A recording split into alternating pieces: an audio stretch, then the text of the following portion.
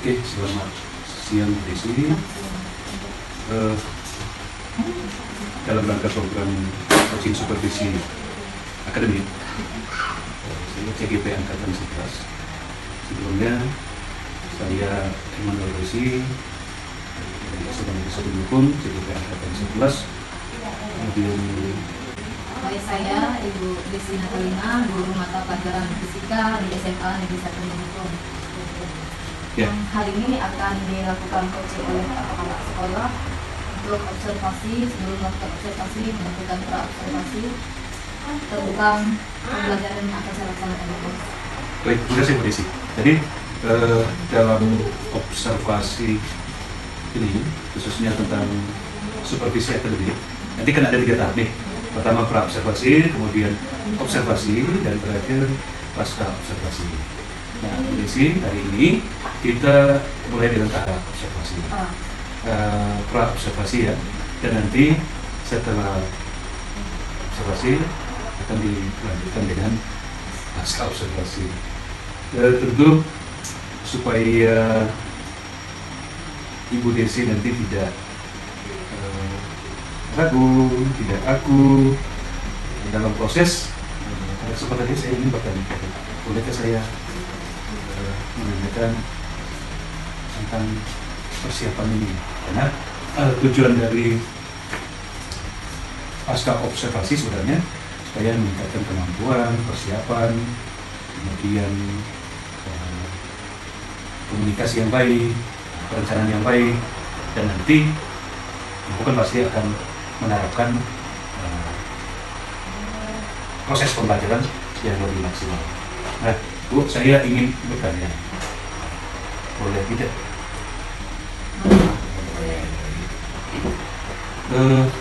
Karena di dalam rencana pembelajaran itu pasti ada namanya tujuan pembelajaran. Nah, tujuan pembelajaran yang ingin dicapai itu semua. Baik, terima kasih Pak. Dari saya merencanakan nanti akan melakukan observasi di kelas 10, dan di kelas 10 ini kita sedang menerapkan kurikulum Merdeka. Jadi kelas 10 ini berarti masuk dalam fase E. Untuk materi yang kami pelajari yaitu tentang penuturan.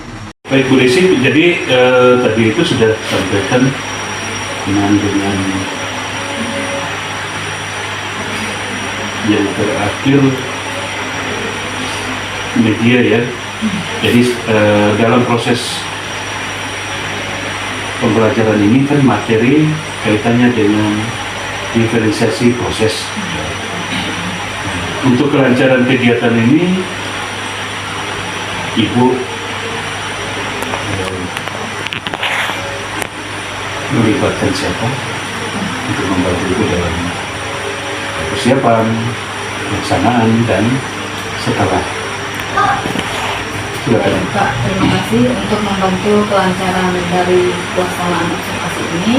Saya melibatkan rekan sejawat untuk membantu saya dalam pelaksanaan kegiatan ini dan mempersiapkan peralatan yang khususnya seperti pemasangan infocus dan sebagainya, kabel dan sebagainya. Itu saya perlu bantuan dari rekan sejawat di sekolah. Jadi dapat bantuan dari rekan sejawat di sekolah ya, untuk pemasangan yang fokus, kemudian soalnya koneksi jaringan juga kan. Jadi Bu Desi, selain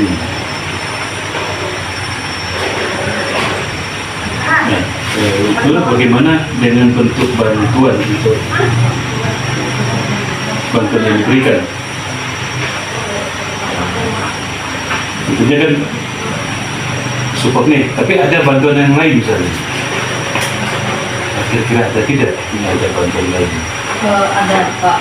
Sebelumnya kan selain ini saya juga bertanya dengan teman-teman saya, rekan sejawat saya mengenai siswa yang di tempat akan saya laksanakan observasi seperti apa, supaya ini juga membantu saya dalam melaksanakan observasi ini Pak, membantu saya merencanakannya Pak. Baik. Ini luar biasa di Bu Desi. Jadi sebelum itu dilakukan kolaborasi ya, dengan rekan sejawat, kemudian dia menanyakan kaitan dengan kesiapan, kemampuan, kemudian kondisi anak. Selain itu tentunya ibu tadi kan sempat menyampaikan berkaitan dengan observasi semacam untuk mengetahui tingkat kemampuan diagnostis ya, anak-anak apa semacam Saya tes yang dilakukan gaya belajarnya Pak. oh gaya belajarnya. Tapi sebelum itu sudah dilakukan tes diagnostik ya, tes awal ya, untuk mengetahui tingkat kemampuan gaya belajarnya. Gaya belajar. Ya, jadi profilnya itu kaitannya dengan gaya belajar. Nah, ada yang kan ada 3 tuh. Ibu lebihnya kemana sih gaya belajar anak? Baik. Jadi ada 3 gaya belajar yang didapatkan dari anak-anak itu. Jadi saya tidak mengelompokkan mereka berdasarkan gaya belajar. Saya tetap gabungkan masing-masing yang auditory, kinestetik dan yang visual. Jadi tidak dikotak-kotakkan yang auditory sendiri, yang visual sendiri, yang ini sendiri. Tetapi dalam satu kelompok itu beragam.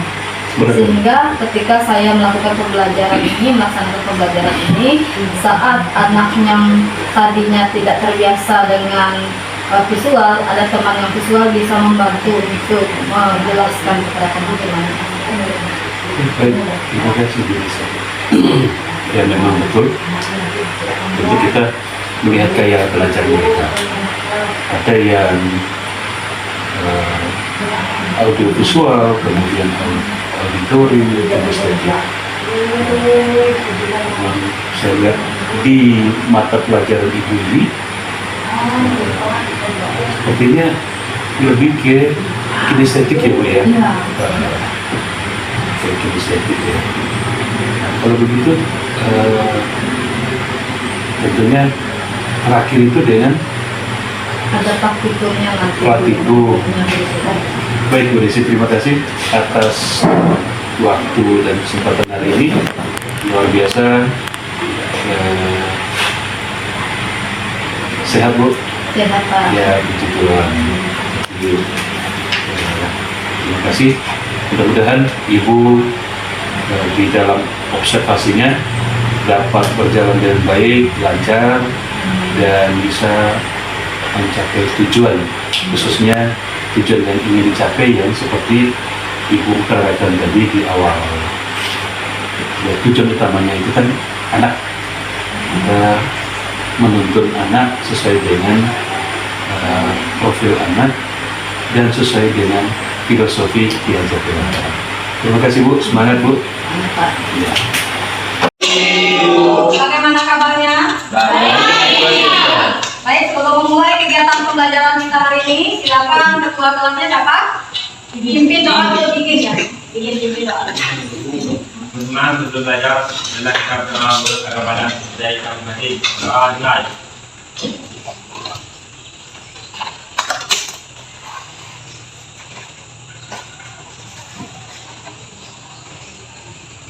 Berdoa selesai. Saya absen terlebih dahulu. Yang tidak masuk hari ini siapa? Chandra. Jin. Satu orang saja. Revano. Jen apa? Jen apa? Kemudian Revano ya. Revano. Joran. Mirza. Alfa. Ferdi. Rizky. Saya ulangi. Antonius, Chandra, Ayunda, Jen, kemudian Ferdi, Revano, Rizky, dan Ilham. Ilham apa? Ilham apa lengkapnya? Ilham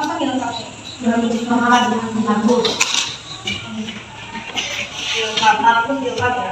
Alfa. Kita mengingat kembali di kesepakatan kelas kita. Sebelumnya kita sudah melakukan kesepakatan dua ya. Coba ingat apa saja kesepakatan kelas kita. Yang pertama, jangan ada yang main HP.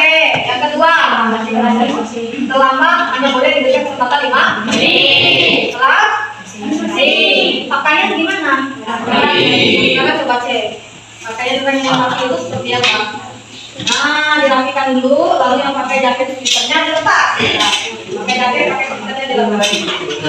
Ah, itu dilepas. Dilepas. Ini kenapa tidak pakai sepatu? Kenapa?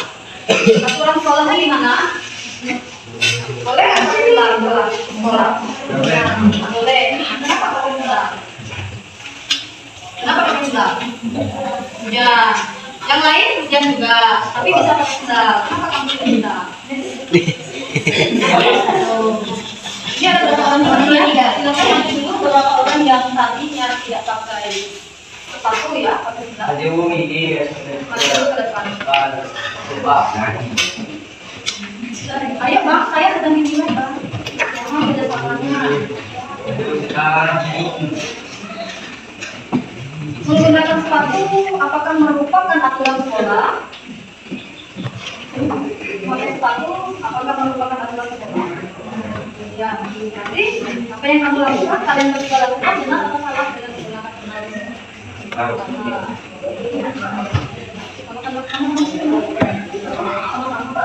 Pakaian kalian sudah rapi belum? Ini kesepakatan kalau pakaian harus rapi. Ini kita tinggal mana?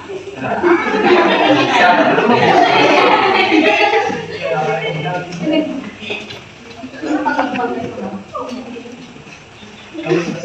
Kaosnya basah.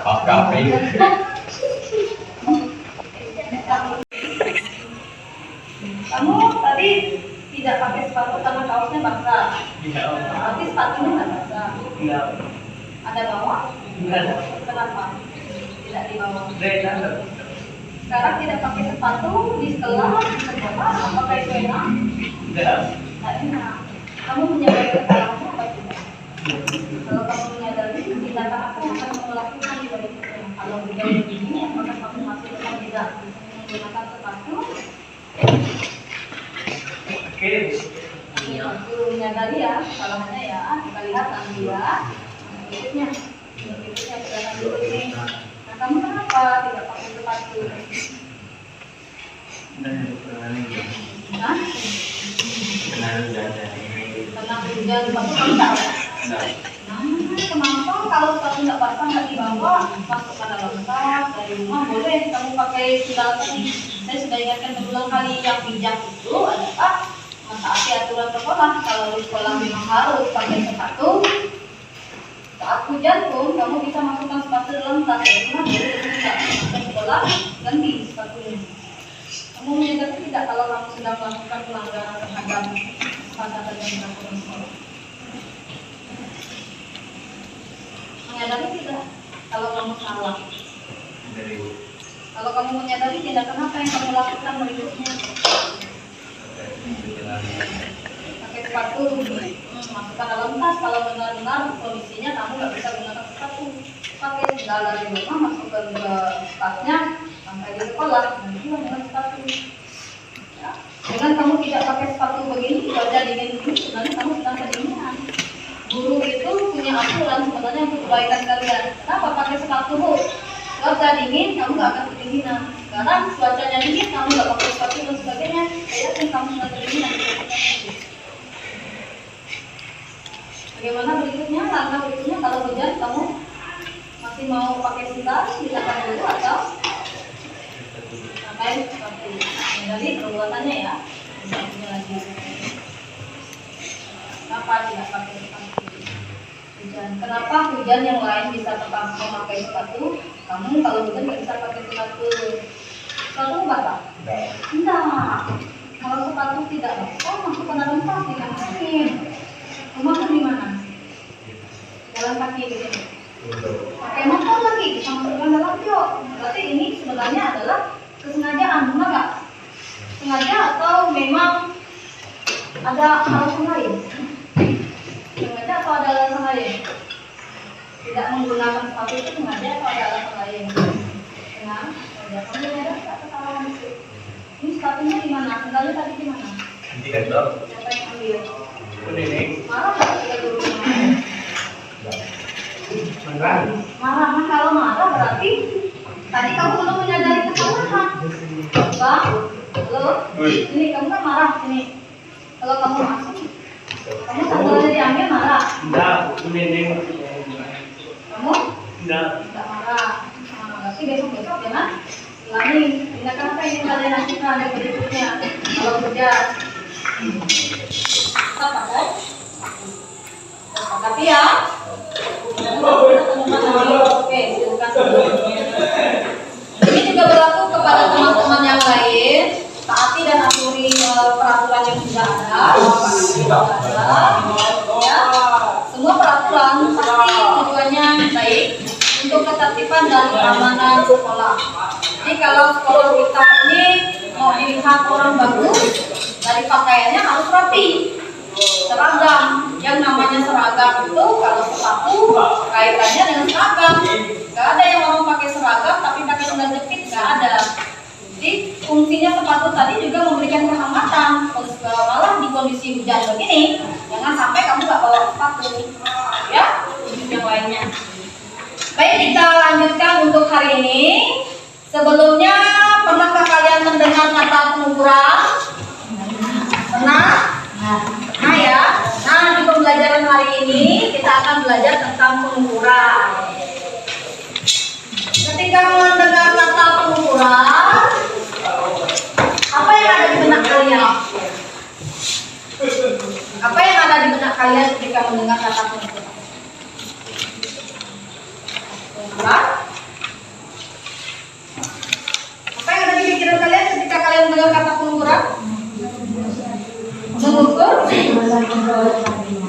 satu benda untuk memperoleh perbandingan. Baik, dalam pembelajaran hari ini kita akan belajar tentang pengukuran. Adapun yang menjadi tujuan pembelajaran kita adalah peserta didik dapat mengelompokkan alat ukur berdasarkan besaran fisisnya, lalu menentukan satuan dan dimensi dari besaran.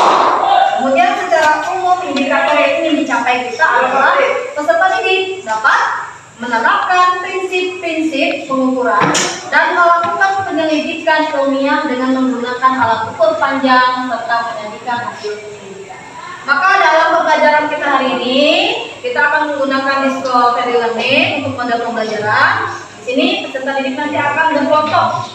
Dalam kelompoknya akan menyelidiki atau mencari nama-nama alat ukur. Baik, kita lanjutkan dulu dari tujuan pembelajaran ke berikutnya macam-macam alat ukur. Nah, di alat ukur itu adalah alat yang digunakan untuk mengukur suatu benda dan jenisnya bermacam-macam. Di alat ukur ada yang disebut dengan nama besaran, ada yang disebut dengan nama besaran. Apa itu besaran? Masih ingat nggak pelajaran SMP-nya? Besaran adalah objek yang tidak diketahui. Besaran adalah sesuatu yang dapat dinyatakan dengan angka. Sedangkan satuan itu merupakan nilai pembanding. Oke, baik, kita lihat di sini. Yang pertama, gambar yang pertama yang ini merupakan gambar pola saat membuat baju atau menjahit baju, ya. Yang ini gambar menimbang gula. Yang ini gambar untuk mengukur diameter mesin. Sedangkan ini adalah gambar untuk mengukur diameter bola atau bola.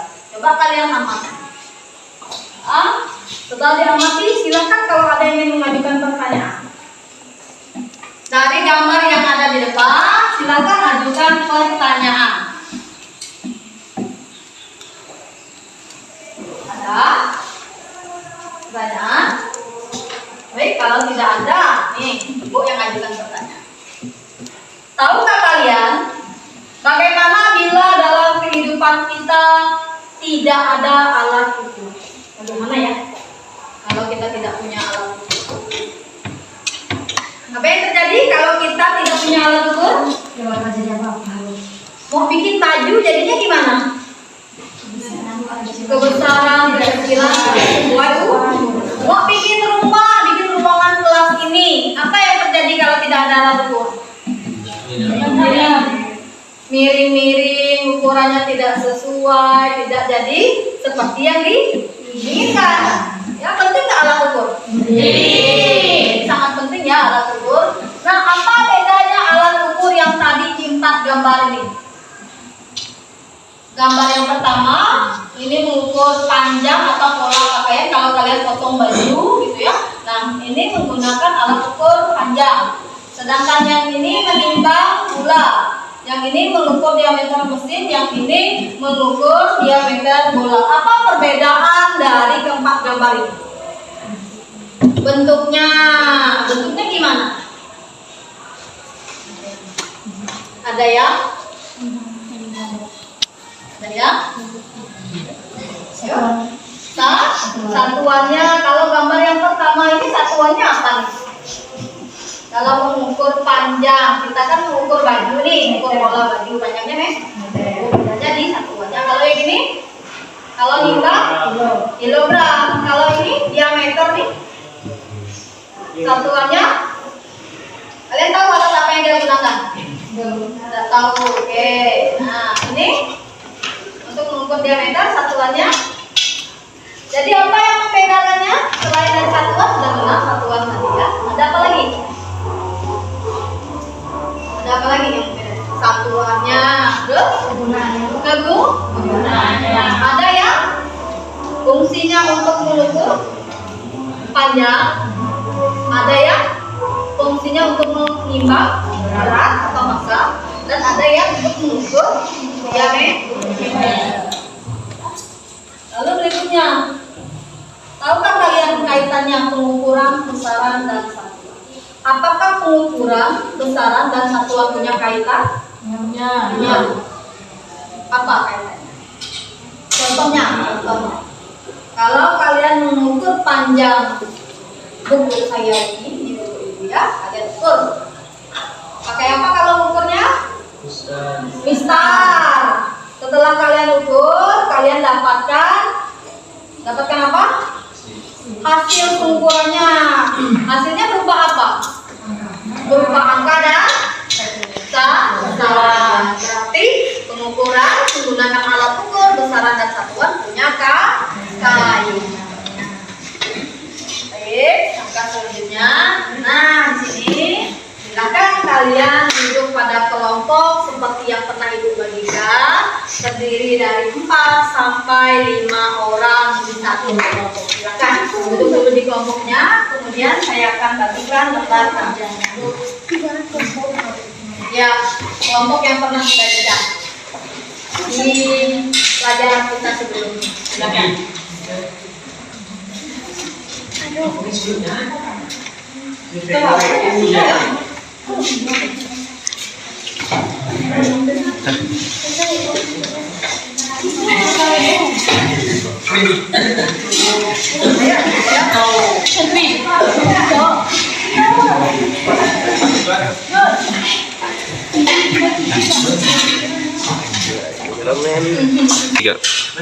Oke, baik, sudah duduk pada kelompoknya masing-masing. Sudah. Nah, yang ini saya namakan kelompok 1, ya. Yang sebelah sini kelompok 2, yang ini kelompok 3, yang sebelah sini kelompok 4.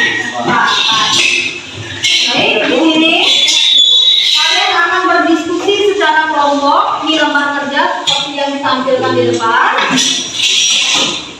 Saya bagikan di setiap kelompok masing-masing. Baca petunjuk cara mengerjakannya, kemudian diskusikan. Ini beda kelompok ya? Kelompok ini 1, 2, 3, 4, kelompok 5. 2 orang sini, gabung sini.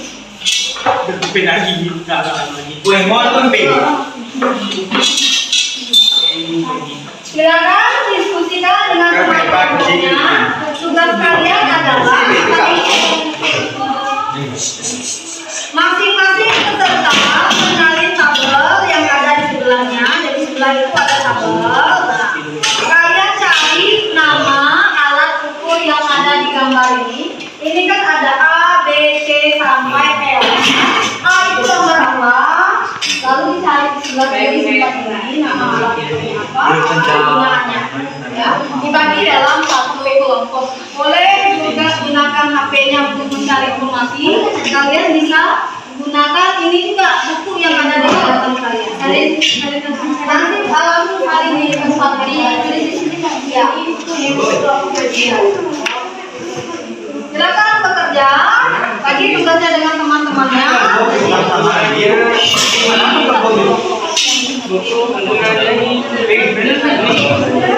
Sesuai dengan silakan